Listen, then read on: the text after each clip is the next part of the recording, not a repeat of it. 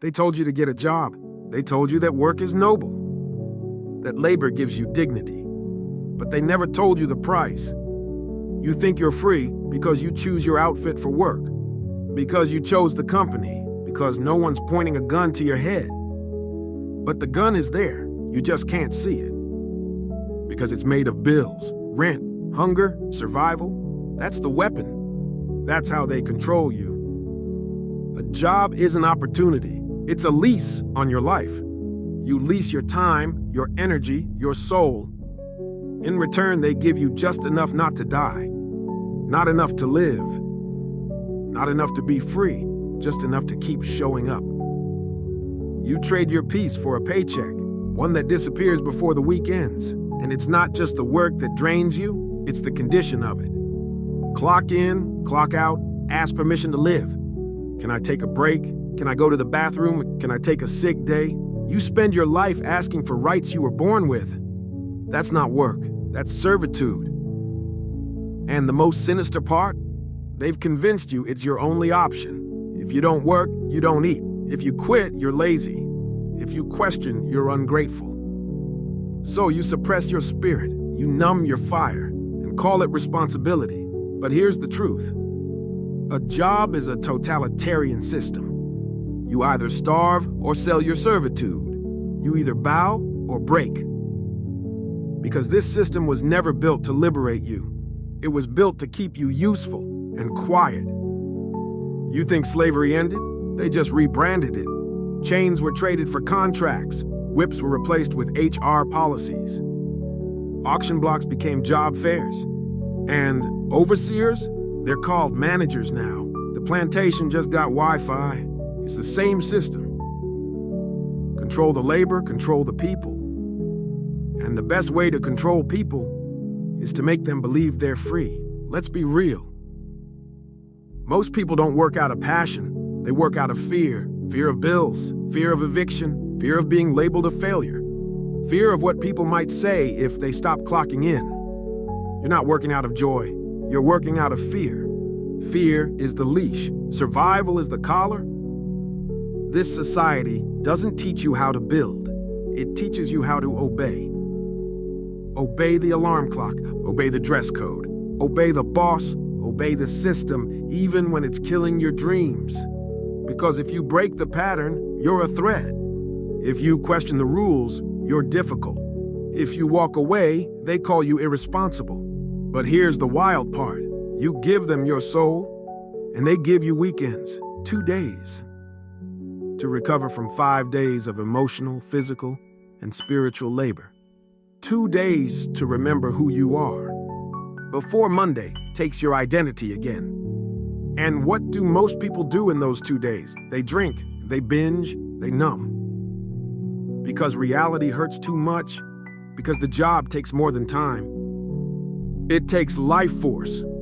But you can't say that out loud. We've been trained not to question. You're told to be grateful. Grateful for being overworked. Grateful for being underpaid. Grateful for the chance to build someone else's dream, while yours dies silently in the background. This isn't just about a job. This is about ownership. Who owns your time, your energy, your peace? Because if you don't, somebody else will. So now you see it. The system isn't broken. It was designed this way, to keep you tired, tame, and too afraid to dream.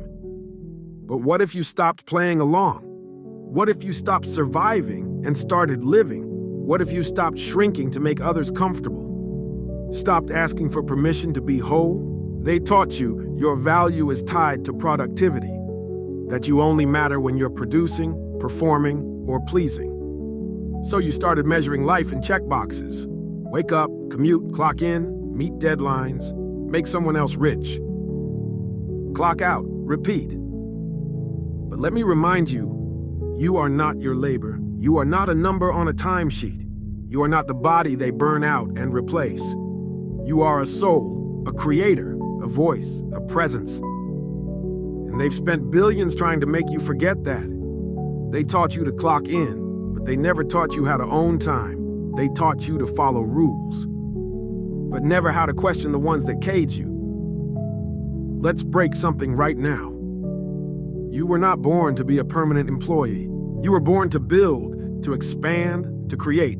They told you entrepreneurship is risky. But what's riskier than placing your entire life in the hands of a system that can erase you with one email? That's not safety, that's dependency. And dependency breeds desperation. But when you reclaim your time, everything shifts. Time is the only real wealth. Not money, not titles, not cars. Time. Because with time, you can build income, create ideas, heal, reflect, become. But they don't want you to have time. They want you exhausted, so you don't rebel, so you don't dream, so you don't rise. But here's the shift. You can't be owned if you own yourself. You were never meant to be managed. You were meant to lead.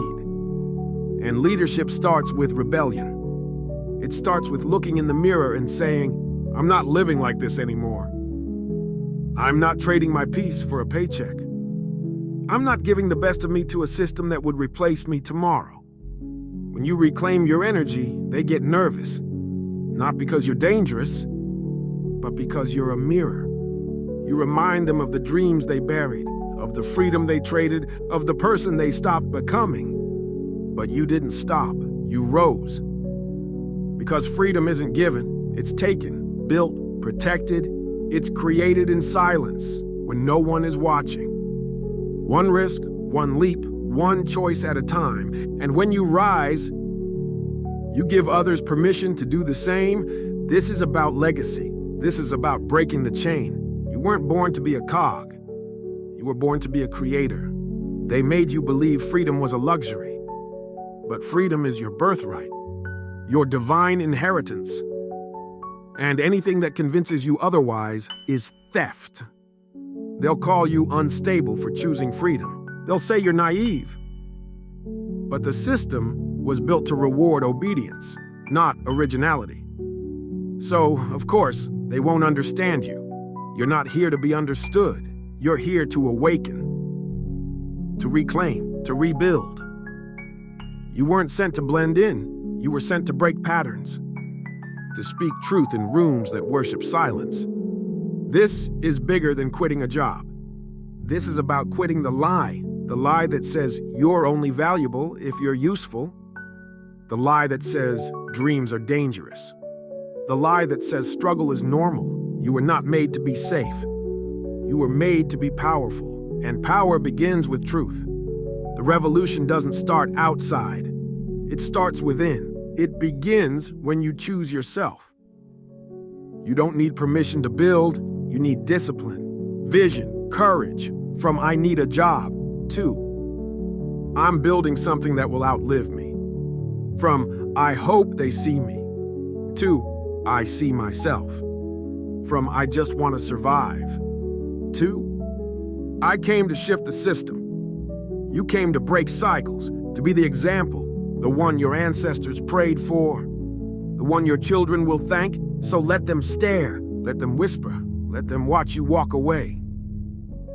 From the plantation, from the chains, from the illusion that you need their approval to live. Because when you choose yourself, you become dangerous, not because you hurt people, but because you heal them. You remind them of who they are, and that's what they can't control. You, your fire, your voice, your motion, and your freedom. So here it is. A job doesn't define you. Freedom does. And freedom isn't a place. It's a mindset. Choose it, claim it, live it. This is consciousness and motion. Faceless, fearless, focused. From survival to sovereignty. From labor to legacy. From silence to power. Let's keep moving.